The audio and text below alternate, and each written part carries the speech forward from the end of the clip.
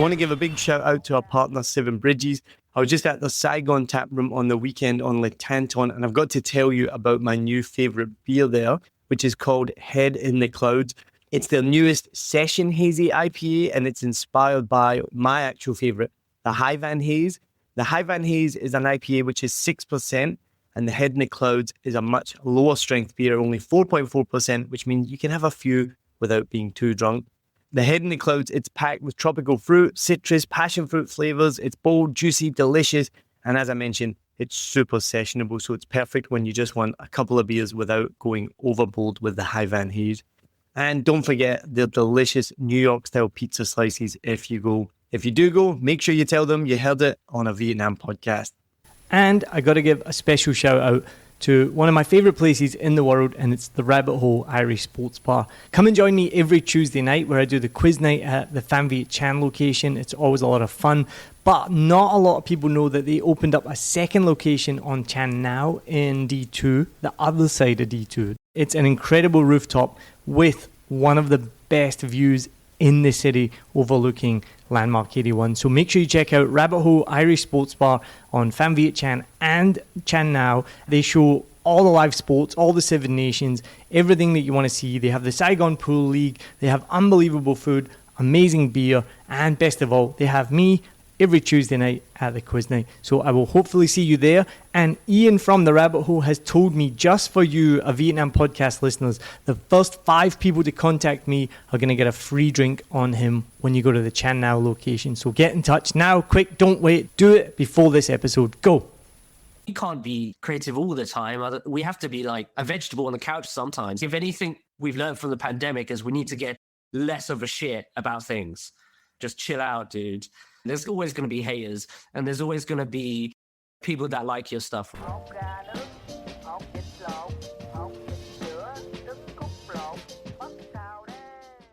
Welcome back to another episode of a Vietnam podcast with me, your host, Neil Mackay. Now, this is a special episode for you because it's our podcast. We've done these in the past, and we're bringing back to you a remastered, digitally remastered, new and improved episode that I've done in the past while we get ready for season 13, which is coming up very, very soon. So in this episode from 2021, I sat down with Chris Nguyen, a third culture kid, designer and content creator who shared his journey about growing up between different cultures, his creative process and his experiences navigating life in Vietnam. So whether you missed it the first time or not, or you just want to revisit it, this is an amazing conversation with plenty of insights and laughs along the way. So I hope you enjoy it. And remember, if you love this episode, share it with someone else who also loves Vietnam. And don't forget, go onto Facebook, Instagram, all those places, follow and subscribe. And the best thing that you can do, go to patreon.com/a Vietnam podcast, and you too can become a Bap Sao there. All right, enjoy the episode. Cheers. My guest today is actually calling all the way in via Zoom from Bangkok, where he's stuck at the moment, waiting to get back into Vietnam like many people are. I'm one of the lucky people that won the lottery ticket of being in Vietnam during the pandemic and being able to live a relatively normal life here compared to the rest of the world. So my guest today, he's a designer for user interface and user experience and become more of a content creator now.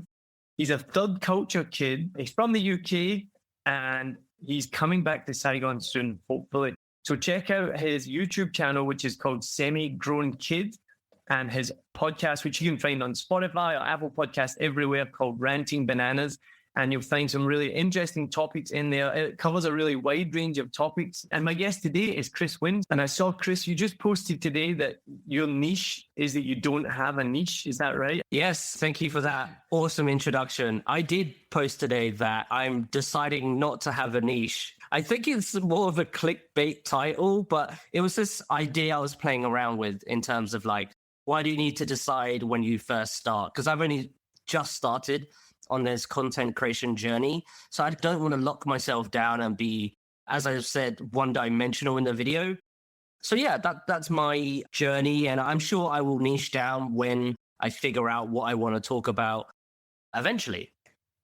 Yeah, and it made me then look at your podcast a bit more closely because I've only just come across it in the last week, and we connected and we said, let's do an interview. And the topics that you cover are really broad. So just today I was like, okay, so you talk about user experience, which is obviously what your background is, talk about design. Then the next episode I looked at was like all about sex and Japanese sex dolls. Right. Yeah, no, he really doesn't have a niche. Yeah, I think as like people, we're just so into so many things. So we thought, hey, why don't we just create a space where we can literally talk about anything we want? Of course, we'll have a topic for that episode. We're interested in so many things: music, sports, work, and just random things. And there's a lots of interesting topics to speak about. So why just speak about design, for example, right? I just love that sort of outlet where you can be creative and just speak about lots of different things. I think that's really interesting to me. And do you think you tie down a niche eventually, or you think you continue on my niche is not to have a niche? At the end of the video, there was a really good quote from Gary Vaynerchuk, Gary V, and he says he doesn't have a niche, right? Because it's better to be as broad as possible and be fully you and fully authentic. And then so you become the niche. However, that's harder than it sounds because he's this marketing genius and he's been wildly successful. So people just want to replicate what he does. But I believe that, sure, if you don't have a niche, it might be hard to like for content creation growth.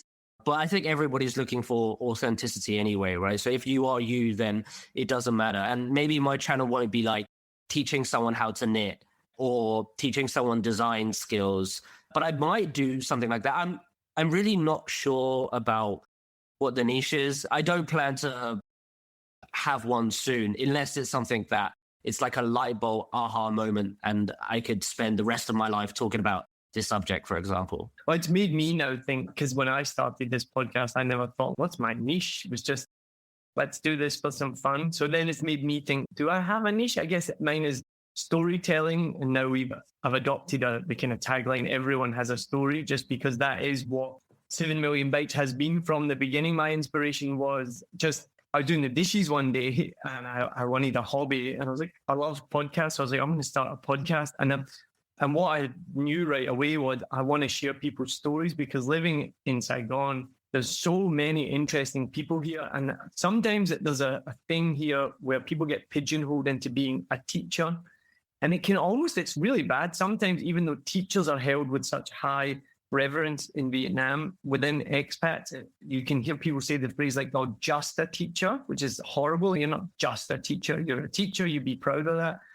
So some people get pigeonholed into that, I'm a teacher or whatnot. But actually, when you get to know these people, they're from all over the world. They've had all these experiences. They've got all these backgrounds. They do all these different things. They've got all these different passions. And they're not defined by being just a teacher. So I think that was part of it. And so a lot of the guests that I've had on 7 Million Bytes have been teachers, but we don't even mention it. And not because we're trying to hide it. It'll just maybe come up briefly, but we talk about the other stuff. And it's the same as well. I get asked, because I'm a comedian, also you do a comedy podcast. And I'm like, no, my podcast totally separate from my comedy. Like, I interview a lot of comedians, but only because I know them and I can ask them. But we don't really talk about comedy that much. If you go listen to the episode with AJ Miller, which is one of my favorite episodes, and she's not even just a comedian, she's a singer, a performer, a tattoo artist, personal trainer. But her whole episode was about how her dad was in the Vietnam War and how that had affected him and her. And it was this really emotional, deep episode. And so I went on a long tangent, but just to say that I think that would be the niche of 7 Million Bytes, is just telling people's stories. Yeah, and I think it gives you a lot of room to play with, right? Because you're definitely going broad. And I think one of the reasons why me and you both love Vietnam is because there's so many personalities. As you said, the name of the podcast is 7 Million Bytes, which is an amazing name, I might add. Thank you. Yeah, and exactly. I think that's why we love it, because it's so dynamic and there's so many different people from different backgrounds. And you're quite right. Just a teacher is just such a terrible label, right? And I think that like we have a similar take on this area where it's you can be a teacher or you can be anybody, right, with a profession, but that doesn't necessarily define who you are, because there's a journey of growth there. You're maybe a teacher one day or a designer one day, and then you're some other thing. You don't have to just be this one thing. And oftentimes we get labeled that one thing. Like designers always get labeled creatives, right? So when it comes to anything like business orientated, like business people just don't respect them. And I've seen that in like corporates and startups and stuff like that. So it's like this very weird stereotype. I know also designers are supposed to be like the cool kids or whatever, right? But there are these stereotypes that exist like around, and it's just like really not healthy. It's only if you subscribe to that belief, and I don't believe you do, but a lot of people do. You have a broad enough sort of spectrum that then you can dive into all these avenues. And I think that's a great start, because unless you figure out what you really love and really passionate about, then give yourself some breathing room. At the end of the day, this is a creative outlet. So let that be your playground for these things that you're trying to do. So that's really cool. Yeah, no, that's cool. Yeah, thank you very much. So tell me then, how did you go from being a designer to a content creator yourself? Yeah, so I moved to Bangkok in 2019 for this job. I was leading a design team here in Bangkok for this pretty large company. And I found myself not really fitting into the corporate culture. I had primarily worked at startups in Vietnam and Mexico and the US. So I didn't really fit in, and I was like, oh, what's happening? And actually the working culture was fairly toxic. Not obviously the Thai culture, but just specifically the working culture. And I just didn't really find my happy place. It was basically my dream job because I had always wanted to lead a design department in an organization and being one to make decisions and lead the charge in that way. But it just wasn't the right place. I wasn't really set up for success. And eventually I left in June 2020. And I was like, okay, what am I going to do now? And the original plan was traveling. But of course, the pandemic hit in March and everything was on hold, or lockdown hit in March. So it was just a great space to sort of explore, right? I always wanted to do like a podcast, make videos. I had been thinking about this, but because work has always been the main focus, I used to travel a lot for work as well. So it was like, I just didn't have time to do these things, right? Invest time to learn about production or cinematography or anything like that. So then I just had all this time stuck at home. What do? You go on Lazada, you buy some equipment, and then you just start creating and watching lots of YouTube videos. And I guess the rest is history. That's awesome. And it's been interesting to see that creative outlet, I guess, or just the different ways that people have had to deal with this pandemic. The last episode talking with Nee Corcoran about how it's affected dating and how it's affected. She's a designer as well, or heads up a design agency, and how that's affected these things. And everyone's just trying to figure out new ways of doing things, right?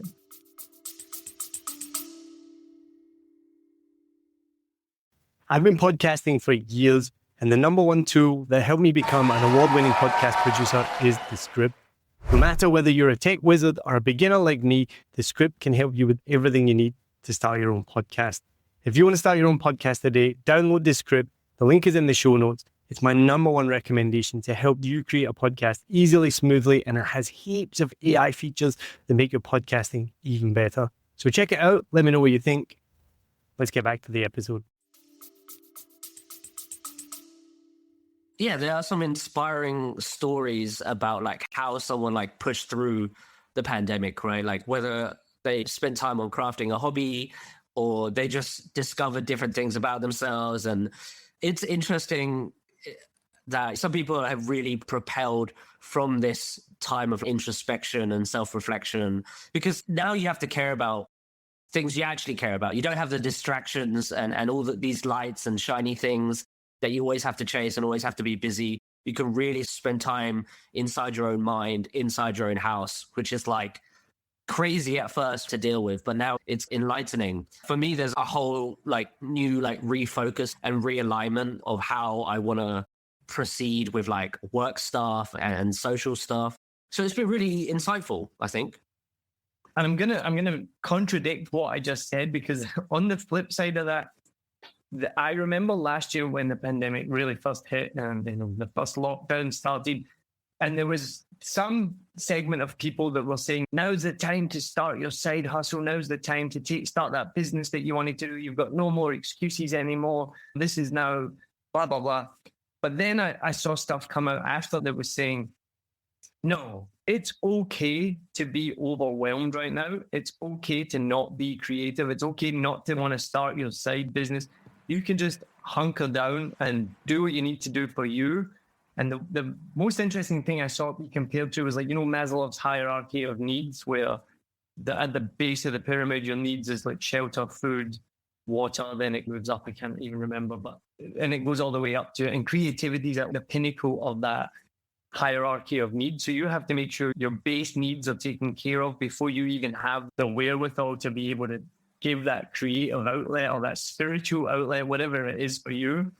And when the pandemic hit and when everyone's jobs are being lost or people having to work from home or whatnot, your main focus is just on those lower needs. And I felt that, like, when we had, and we didn't even have a big lockdown or a harsh lockdown, but we had a lockdown of sorts back in March and April. It took the wind out of my sails creatively. I can't even say the word properly, creatively. It took the wind out of my sails creatively. And it took me about 4 or 5 months before I got back on stage to do stand-up comedy. Didn't really do many podcast episodes. And then even now, we've just gone through another mini outbreak of a few hundred cases. And we're again in a mini lockdown situation, or kind of not even a lockdown, but like a mini shutdown. And I already feel it like just sapping my creative energy. And I don't know what it is. I need to get over that mental hurdle of being able to deal with this. I think that you can see both ways of thinking there. Yeah, quite right. Of course, I've been caught lying on my couch watching Netflix for a week straight, just getting takeout and not trying to work out and really just binging YouTube channels just for the sake of, I'm saying to myself, oh yeah, I'm learning this craft, so therefore I need to consume lots of content. But if you're not making something, you're not being productive, right? So I think it's up to you to figure out a way to get out of it. And like everything in life, it's all in waves, right? It's not always a high and you're not always productive. But I've realized that all the time. I work really well in sprints and not marathons. I'm not a marathon runner, right? But I'm a damn good sprinter in terms of, like, if there's a project or video or something I want to do, I basically try to bang it out as quick as I can because I lose momentum very quickly.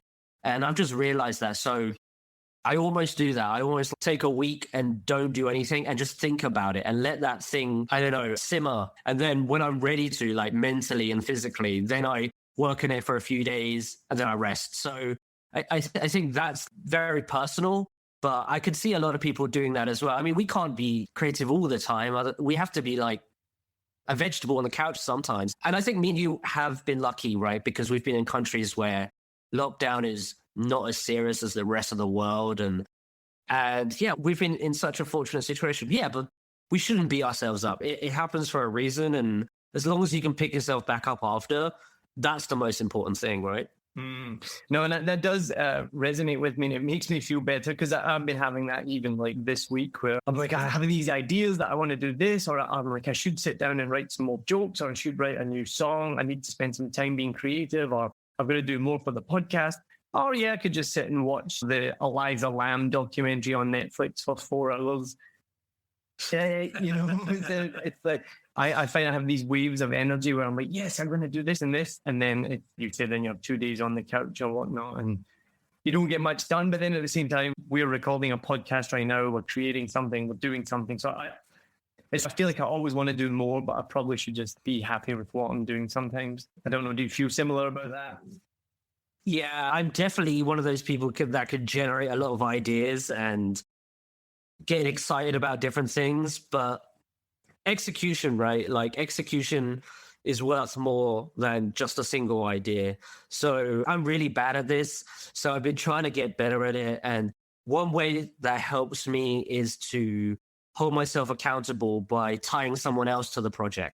So I find myself that if it's something that I do on my own, a lot of the times I could basically make excuses for myself, and I'm the only one accountable for it. So I can do whatever I want. I could just chill and not do anything. But as soon as I tie someone else into the project, I immediately get that like motivation and that spark. And I'm like, okay, there's someone to bounce ideas off, and it just runs a lot smoother for me. So that's what I've learned, which is I need to work with people because that's where most of my energy comes from. But I think it's fine. I think you just got to hack away at it. And I have this crazy long list of like things I want to do, but I'm slowly ticking it off. I'm slowly trying to involve people and ticking those things off. Yeah. What's the next thing on your list? Oh, I've got so many. So I'll just talk about, I'll just talk about one thing. This is like a personal thing. So this is actually so I'm a designer, right? And I want to start this side hustle thing, as you were speaking about. So I'm launching this like database of sort of design step-by-step guides. But before I spend hours and hours on it, I basically did this one guide. And then for me to hold myself accountable, I basically pinged my friends. I was like, hey, I want to concept test this with you. Ask you if you find it valuable, would you pay for it, et cetera, et cetera. So then I'm on to my 4th interview, which is happening next week. So that's a way to keep myself accountable. But yet again, I don't know if it's a viable business product yet. I still have to get some feedback from the user. So that's one thing on my list that I've started it. I'm probably about 75% of the way through. So I just need to like really ramp up and really involve people into my process, into my creative process, and then we'll see where that goes. But that's the next thing on my list. That's given me some great motivation as well, because I think that is a good advice. And I'll do it with my wife and involve her, but because I'll say, like, I'm going to do this. So if I tell her, then she will hold me accountable for it. But telling more people and making things happen, I think is good advice as well, because even we connected through the Vietnam content creators Facebook page. And even that, actually, I was hesitant at putting a post on there to looking out for people to connect with. I remember writing the post and then being like, if I post this, then there's going to be a reaction, which then means I'm going to have to do something, right? Like then it's cause and effect where I'm like, but if I don't post this, it's still just an idea in my head and I don't have to follow through with it yet. And thankfully I hit post and I was able to connect with people like yourself and quite another few people that are going to be upcoming guests on the show.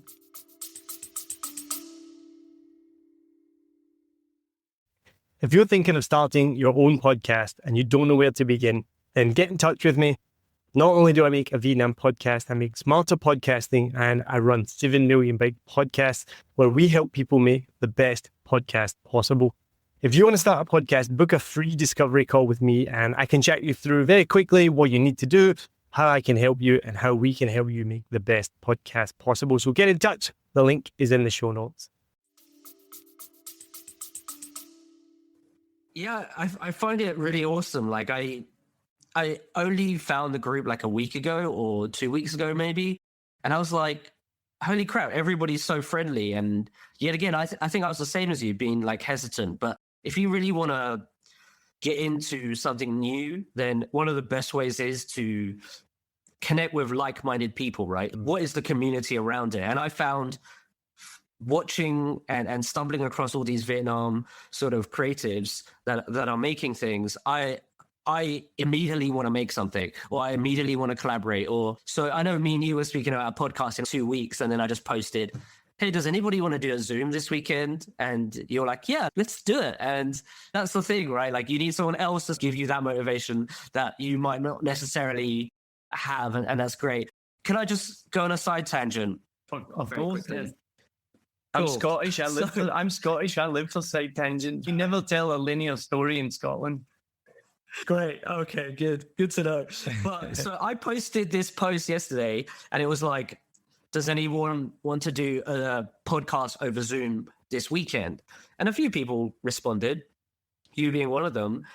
But there was another guy who responded. And so we got chatting, but he was a little bit rude. He was like, what do you do? Like all these things. And then, so I looked up his podcast and it was a bit serious and it was a bit like, wasn't my vibe and I didn't really want to do it. So then I was just frank with him, right? I just said, hey man, thanks for reaching out, but maybe we're not the right fit in terms of me being on yours or you being on mine. I don't think we'd fit. And he was like, just really offended by that. And he just wouldn't stop pestering me for an hour, like commenting on the stuff on my Facebook and just going at me. And I was like, oh my God, I'm so glad I didn't do a podcast with him, because he'll just be super anal retentive. And he probably might listen to this. Shout outs to you. I don't even remember your name, but just stop getting offended about these little things that don't really amount to much, right? If anything we've learned from the pandemic is we need to get less of a shit about things, right? Just chill out, dude. Anyway, side tangent, rant over. No, that's a good one. But that ties into the hesitancy and I do that with a lot of my posts. I'm like, do I want to post this because what's the reaction going to be? Because even if it's just an innocent thing, who wants to do a Zoom call, it could end up being something like that. I don't really had an experience like that, thankfully, but it's always a possibility. So now I'm going to be even more scared to post after hearing your story.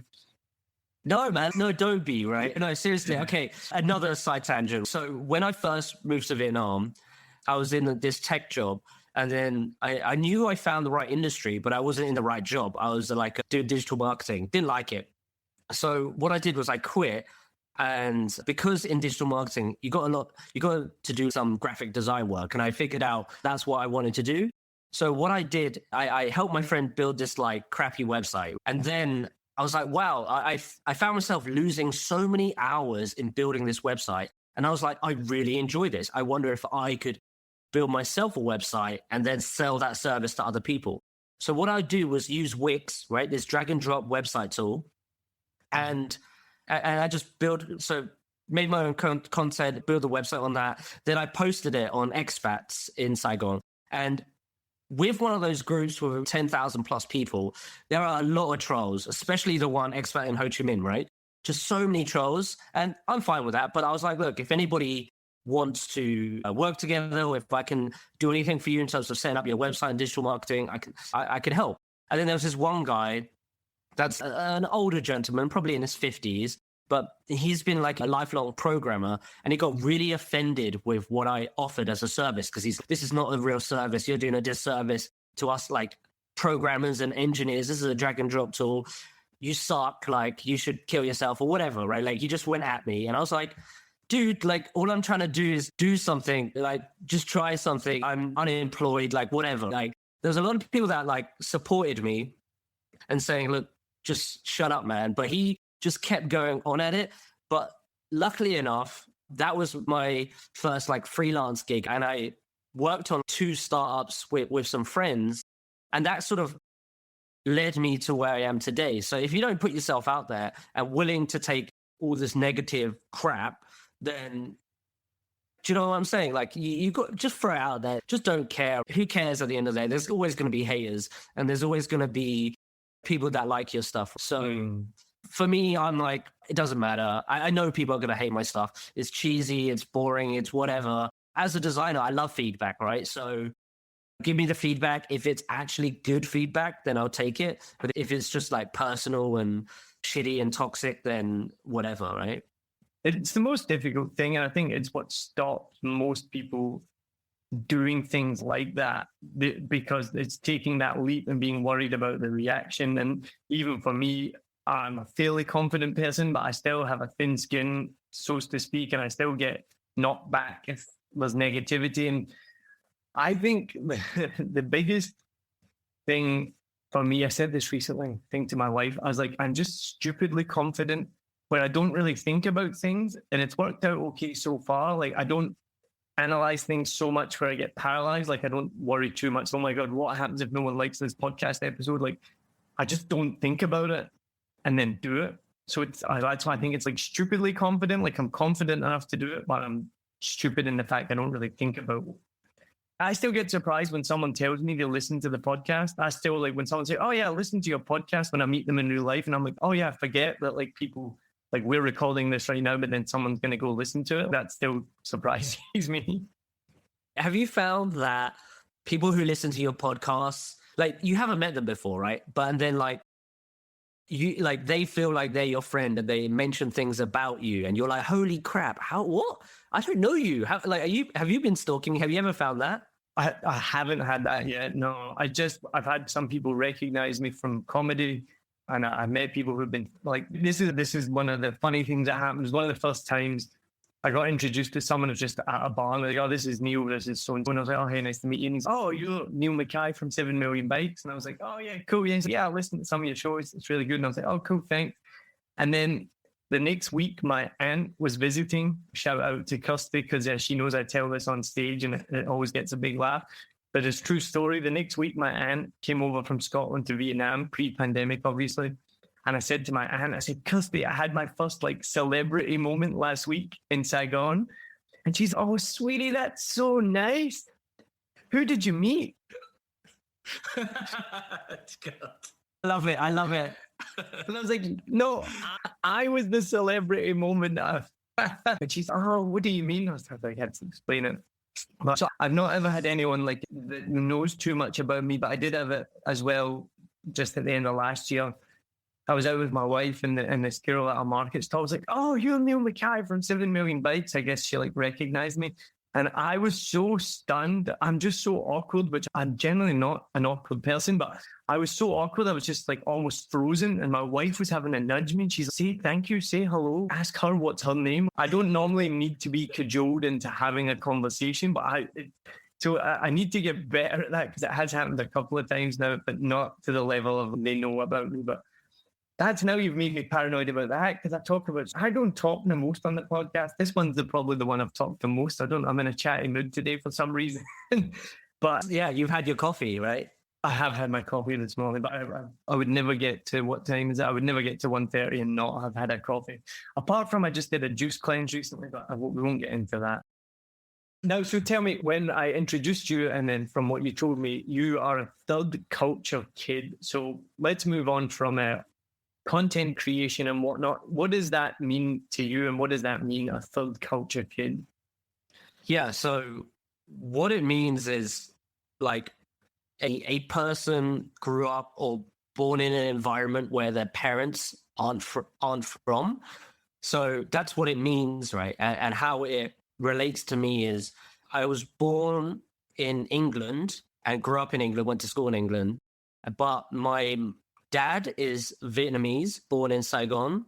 And then my mum is Chinese, born in Saigon as well. So her parents immigrated to Ho Chi Minh and then had her. So yeah, I'm Chinese Vietnamese, but born and bred in the UK.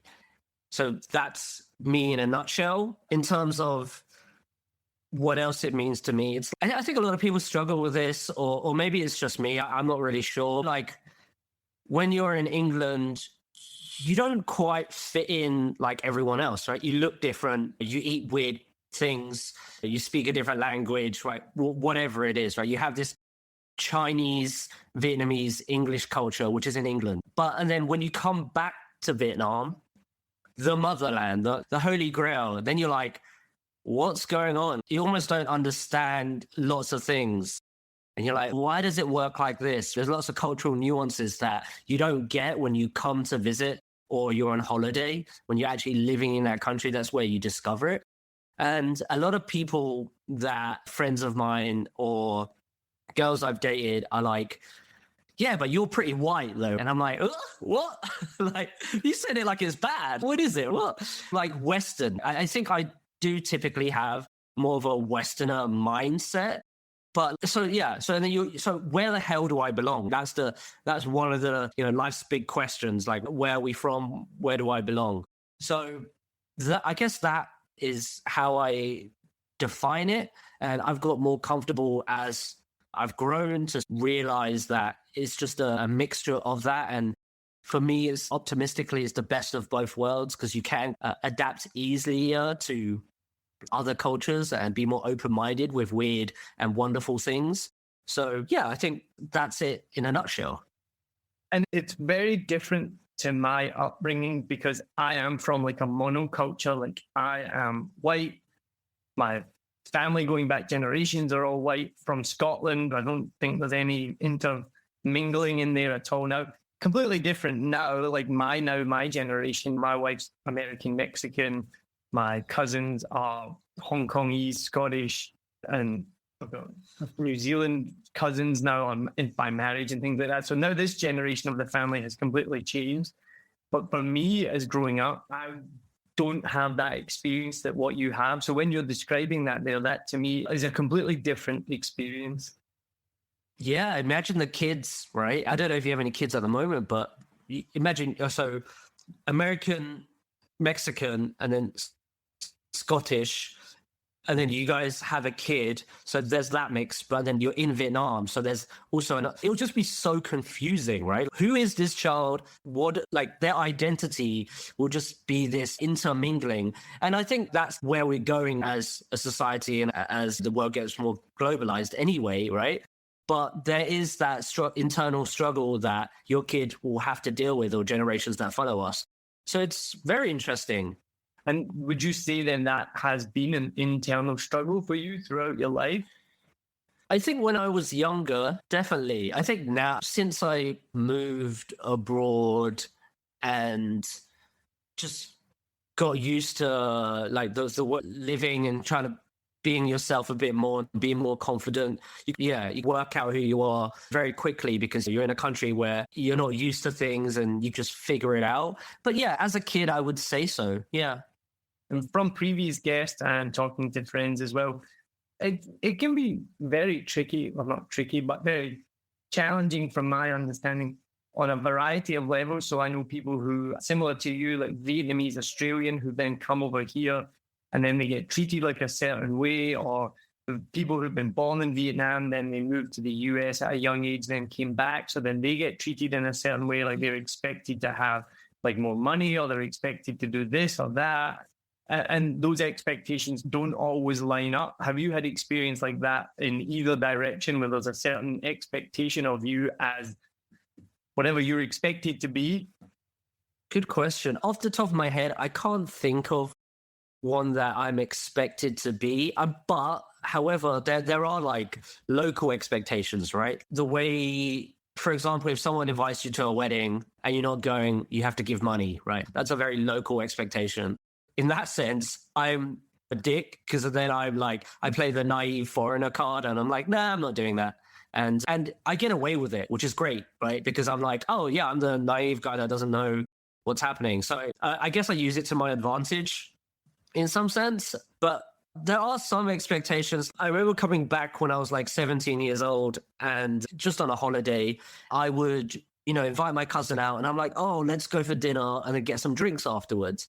And then basically she invited the whole village, right? Like 10 of her friends showed up. I had to pay for the bill at dinner. And then we went to this bar, got some bottles. And then me as a 17-year-old, like, I've just saved up a bunch of money to go on holiday to Vietnam without my parents. And I have to pay for everything. It was actually pretty crazy. This was in Ho Chi Minh, like when I was 17.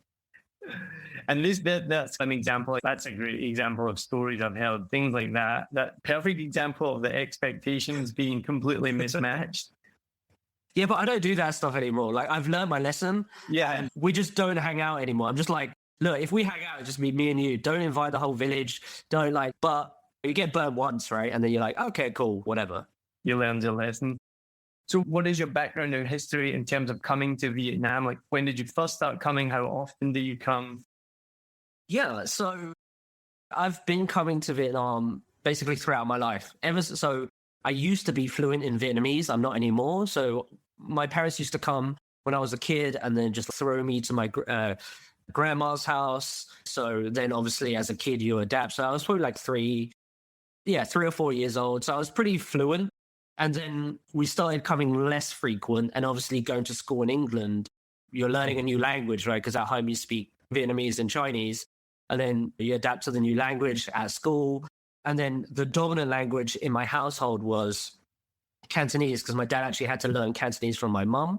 So then it was like Cantonese took over, and then English was the main language. So I stopped coming as often, but I would say I've probably been to Vietnam before actually living there, like 10-ish times. I did a couple of gap years, and both of those gap years I actually did 2 months in Vietnam, once with my friend and we were traveling, and then once with my girlfriend at the time traveling as well. So that was cool. So I had been familiar with it, but only on a holiday basis until I actually came back in 2013. That was actually meant to be a holiday for 6 months, but it turned from 6 months to now, like last year had my 7 years abroad. So funny how things change, right? Like it's crazy. Yeah, my wife and I tell this story often, and I've said it on the podcast probably a million times. We came to Vietnam for 6 weeks, and we've now been here for nearly 5 years. That's nuts. We came for a holiday. Wow. We came for a vacation back in like 2015. We did about 2 weeks. We did all the major tourist spots from Sapa all the way down to the Mekong Delta, and loved it. Just absolutely fell in love with it, like everyone does. Crazy energy, something about the place. No one can really put their finger on it, but there's just something about it. And we went back to New Zealand where we lived, and then we're like, let's go traveling for a year. So we saved up for a year. We went away. We came back to Ho Chi Minh to learn how to teach English. So we were just doing a 4-week course, a couple of weeks either side of it, and then we were going to continue on traveling and then go back to our life in New Zealand. And 5 years later now, we are still here. So I completely understand how your 6-month trip became 7 years. So what was Saigon like then in 2013? Because I mean, we've seen massive changes in just the last few years. What was it like for you when you got here? Yeah, I think the community was definitely a lot smaller in terms of the community of expats. And it was a lot smaller. There was like less cool bars and restaurants and coffee shops, like your local spots that people would like to go. So there's less of that. So you'll get to see a lot of familiar faces, especially with going out and drinking and partying. There's only a few places to go.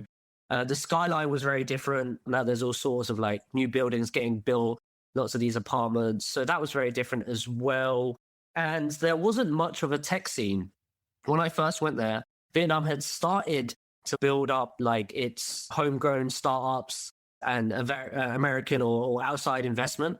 But now it's like crazy. Now it's like you can really see the boom in terms of like how many recruiters are there and like people reaching out and then like people starting things. And for example, this group that we're part of, Vietnam Content Creator Group, it just wouldn't have been a thing in 2013. I don't know anybody that was making stuff. But within this year, as I've got into it, I've seen so many and everybody's doing so well and doing cool things. It's just exploded in terms of people who's moved here and like starting businesses, lots of Viet Kiels, which is like overseas Vietnamese coming back to start restaurants, bars, companies. It's just crazy now. And I just absolutely excited to get back and to be in the thick of it and then to soak up some of that buzz, because I think that's what I'm missing since I've been in Bangkok. And it's just something I can't wait and I'm gagging for. So how did you end up being trapped in Bangkok then? I spoke about my work, right? And then I ended up quitting. But then the lockdown had already happened because I quit last year, 2020, in June. And then Vietnam has basically closed down all flights, right? So the only way to get into the country was if you hold a Vietnamese passport, which I don't, or you're a foreign expert, which means you have a job or you're an investor, right? So you need some sort of sponsorship from a local Vietnamese company.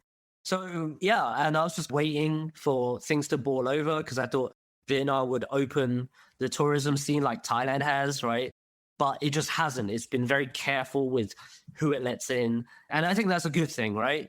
But now I'm like, I want to come back. So I was lucky enough to have a friend that runs this company and he was like, yeah, I'll sponsor you. And I was like, sweet, man, let's do it.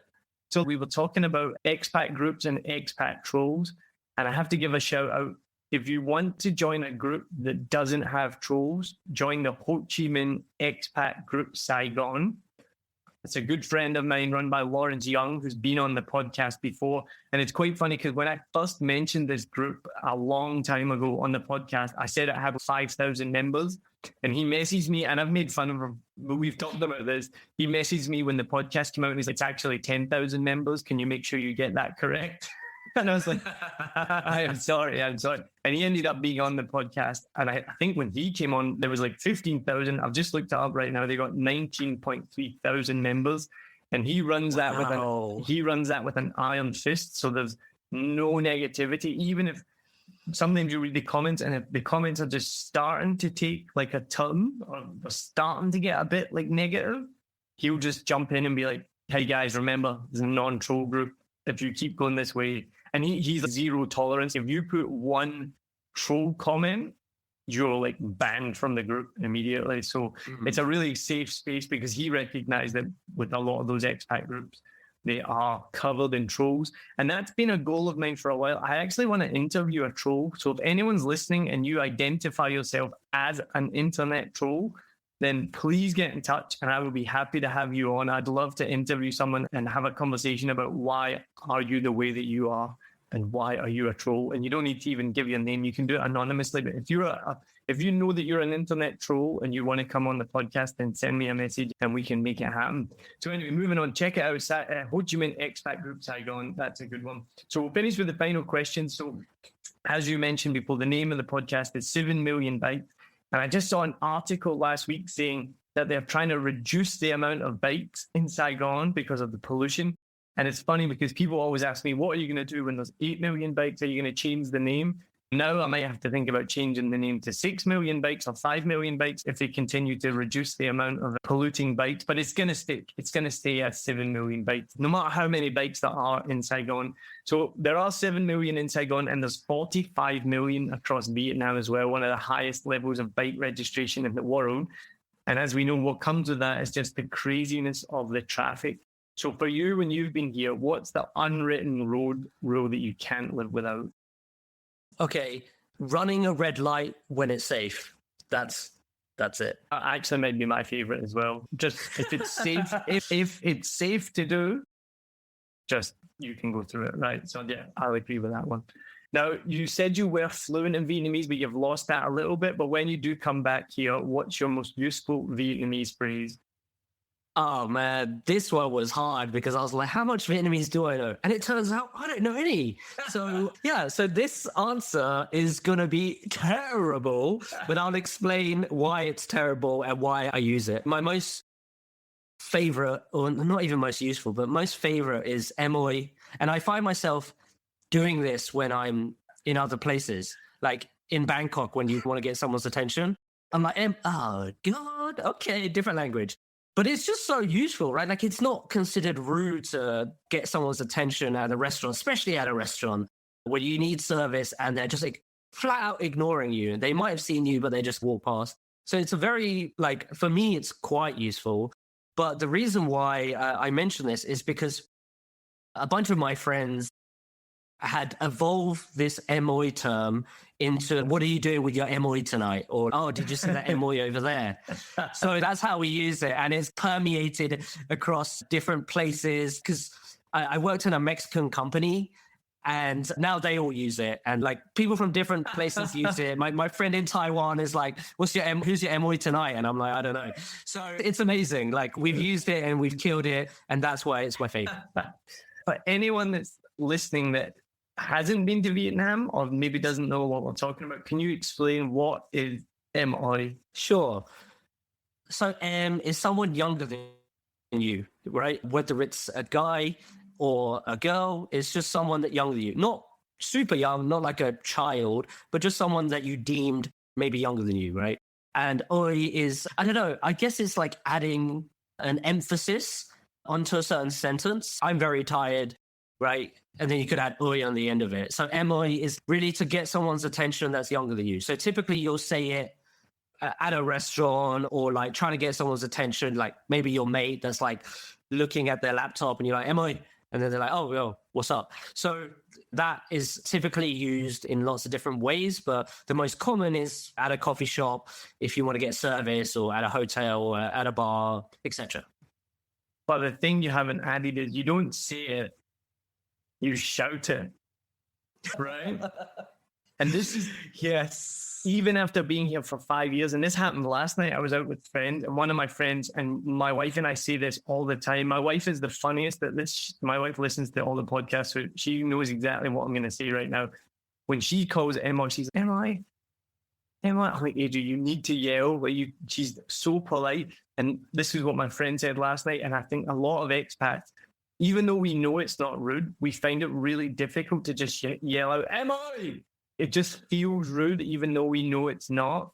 And we don't do it because it's like, oh, as someone who's from Vietnam, do you have that shame, or do you yell it out, no problem? I used to have that shame. I got past it, and I was just like, I just want to be efficient, and it's fun. Like, it's actually fun yelling it. I don't mind it now. So you understand what I'm talking about, all right? Oh, completely. Yeah. Because if you're in the UK and you don't even want to cut, like, you just hold your hand up and you don't even hold it that high. And it's just this like weird dance that you're trying to do in a restaurant, trying to be polite. But I just love the directness. Oh, I love that.